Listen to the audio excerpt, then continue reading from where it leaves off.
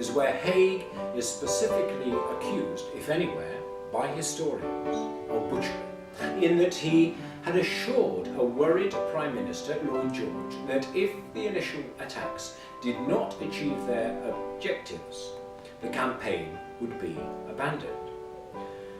Neil Faulkner's explanation that this enormous pressure which he put his troops to was because Hague was a representative of an antiquated military tradition that didn't trust ordinary soldiers.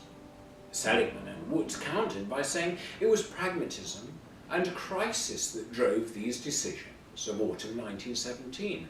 Britain stood alone. The only opportunity, they said, to make a strategic difference was at Passchendaele, and tactically there was a desperation to get his troops, those who will live, out of the low-lying ground before the winter set in.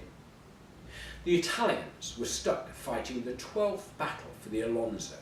The French had mutinied. The British Baghdad force, the Russians and the Romanians had capitulated.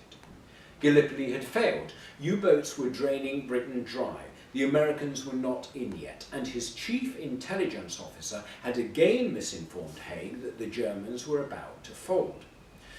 But Ray Sutton disputed this, saying that it was Hague's sanguine nature that made him optimistic about German collapse over the advice of intelligence. Maybe.